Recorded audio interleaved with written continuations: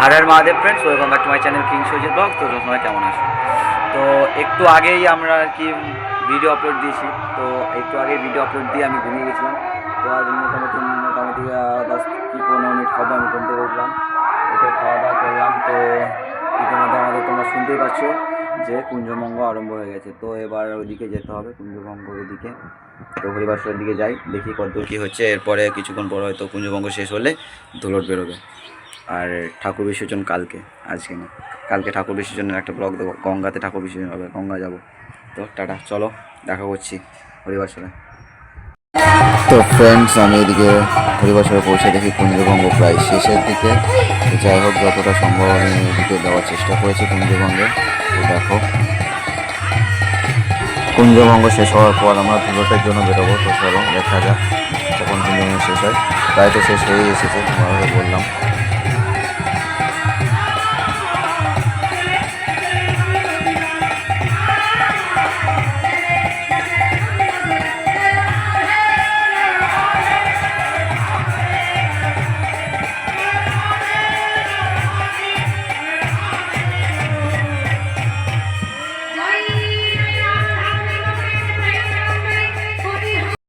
তো ধুলোতে বেরোবার পর আমরা বাজার পাড়ার মধ্যে যখন পাস করছিলাম, তখন এই জায়গাটা বাজার পাড়ার ভিতরে।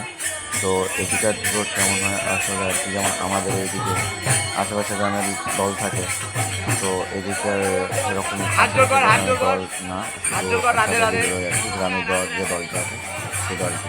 তো এখানে প্রসাদ খাওয়ানো হচ্ছিল আর কি।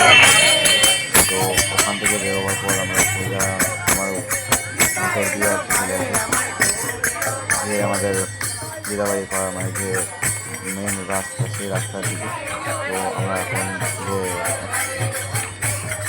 পাস করছিলাম আর কি।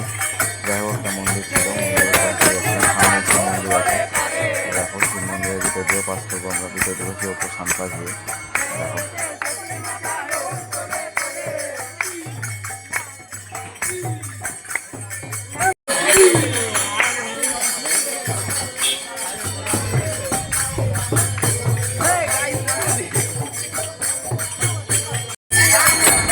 আর এখন আমরা পাস করছি এই যে সামনে, তোমাদেরকে দেখালাম যে সামনে শিব মন্দির বললাম। তো সেই শিব মন্দিরটা, এটা একটা শিব মন্দির, কারণ এটা অনেক আগে থেকে অনেক পুরনো মন্দির। কারণ আমি যতবার এখানে এসেছি, মানে আমার ধরো যতদিন আগে মানে জ্ঞানত অবস্থায় এই মন্দিরটা আমি দেখছি। তো অনেক পুরনো মন্দির মনে হয়েছে। দেখো তোমরাও।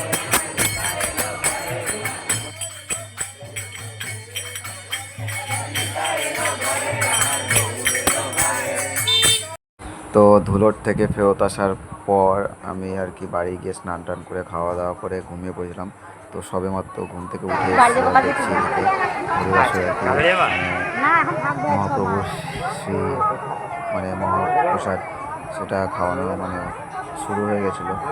যাই হোক, এটা হলে আমরা আমরাও খাওয়া দাওয়া করার আগে সরস্বতী মন্দিরে দিয়ে যাই। বসে আছে দু একটা বন্ধু, ওখানে যাই।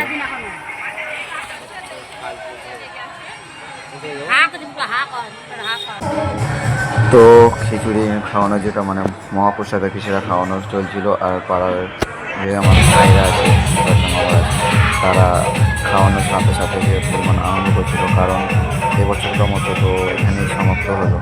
তো সামনের বছর আবার হবে। তো যাই হোক, দেখা হচ্ছে পরের ভিডিওতে।